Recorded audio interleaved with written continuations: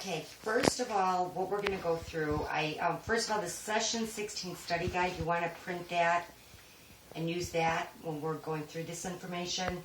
You're going to find it in Week 2 course content. It's the very last item, I believe, but it says Chapter 16 study guide. If you have a regular text and you go to page 716 and 717, you are going to see future value and present value tables. If you have the ebook, it will be somewhere within the book. And your other option is to go right on the Week 2 content, and you will have all the tables there also. The only difference between the tables you're going to find within the content section of the course as opposed to the text is the content section actually carries the values through to, I believe, 5 decimal places, whereas the text is carrying it through 3 decimal places. Either one is fine to use. So let me just tell you what these tables are. And the reason we use these tables is because we're comparing things that are in 2 different time periods. So if we want to compare something today and something 10 years from now, we need a manner to compare it so that we're comparing like items. So that's the whole point of these tables. So if you look, the first table we show, table 1, is the future value of $1. That is similar to if you were to put $1 into a savings account. Similar concept. What would that be worth 20 years from now? Table 2 is the future value of a series of $1. It's an ordinary annuity. What that means is, what would the future value be worth if I put in the same amount period after period after period after period? So every year I put in $1 for 10 years. What's the future value of that? Table 3 is the present value of $1. So I know something, I'm going to get $10,000 10 years from now. 10 years from now. I want to know what it's worth today. And that last table is the present value of a series of $1 cash flows, which is the present value of an annuity. And that would be, I'm going to put in $1 year after year after year after year. And I want to know what that's worth in today's terms. Okay, so that's basically your difference. In order to calculate and use these tables, you'll see there's discount rates within the middle. Along the top, you will see percentages. That is your discount or interest rate. Along the sides, you will see periods. That's the periods we're going to use. So I just wanted to briefly explain that. As we're going through this, we're not going to go through it right at this moment, but you can use the tables in the book, or you can use the tables in the content. Either one is fine. The one thing I want to tell you is that for everything I'm doing here, I'm using the tables in the book. So let me get rid of the book, and let's move on. So if you notice along the top, I'm just explaining some information to you in the Chapter 16 study guide. If you look toward the bottom, you'll see net present value example. I have that up here.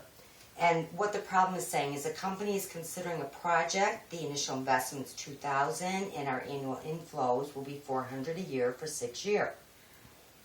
The salvage value for the project is $600. We're getting that in year 6. And the cost of capital, so that's your interest or discount rate, is 12%, should the company make the investment. Well, the initial outflow, we don't need the present value of that. It's in today's dollars, right? So the initial outflow is $2,000. The annuity, what we're going to be receiving period after period after period, is $400. We would go to Table 4 to get the present value of that annuity.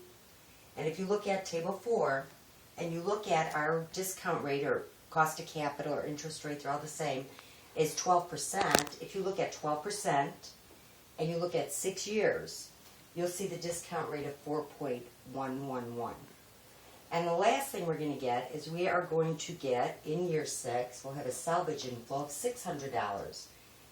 To figure out the discount rate to use for that item, you're going to go to Table 3. So again, if you look at 12%, 6 years, you will see 0.507. So if you take the negative 2,000 and the positive 1,644 and the positive 300, you will end up with a negative $51. To accept a net present value project, it must be positive or at minimum zero. Since you have here, you have a negative $51, you would not accept this project unless you can perhaps go back and see if you can negotiate some kind of rate to get a lower initial outflow. So that in the end it at least equals zero. If you don't do that, you will not get this rate of return, this interest rate, discount rate, cost of capital. You will not get the rate you're after. You will not get your 12%. Okay.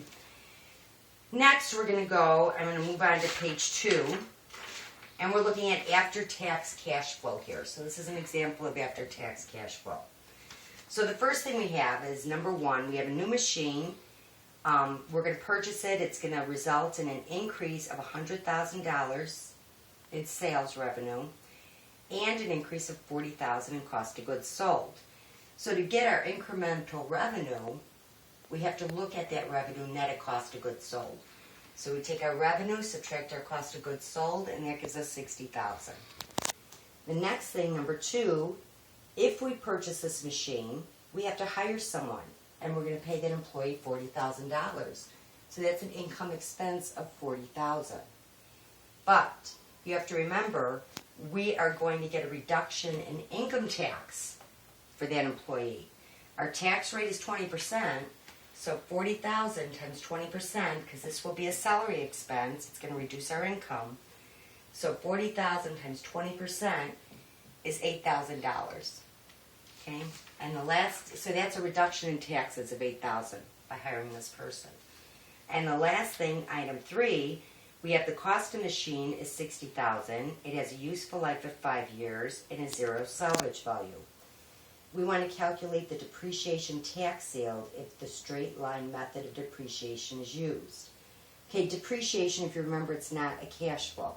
It's simply a way that we have determined to allocate the cost of either a machine or a piece of equipment or whatever this long-term asset is, some means of allocating it over the life of the asset, so that we only take an expense each year at a certain amount, so we don't expense it all out at the time of purchase. So although it's not a cash outflow, it will save us taxes, because on our income statement we'll have depreciation expense, so it basically will decrease our income. So in this case, if you take the $60,000 divided by 5, our depreciation, we're going to use straight line, is $12,000 each year. If you take that $12,000 and multiply it by our tax rate of 20%, we basically have a tax reduction again, reduction in our tax payment of $2,400. So if you take these figures, you take the $60,000, subtract the 12, subtract the 40, add the 8, and add the 24, you end up with $18,400. That is our after-tax cash flow. Okay. So again, we're just working this down just to see what, in the end, what our after-tax cash flow is. And this is our after-tax cash flow year 1. Okay, so we're only talking, in my example, about year 1. Year 2 through 5, when we're dealing with this reduction in tax payment for depreciation, we'd have to end up using present value tables, and we're not going to go into that. Okay, the last item that I want to go through, if you look, it's on the very bottom of page 2, gains and losses on disposal. Okay, let me stop here for a moment. I just want to let you know on these gains and losses on disposal, we're not going to look at the tax ramifications at all. We're going to just do the straight gain and loss.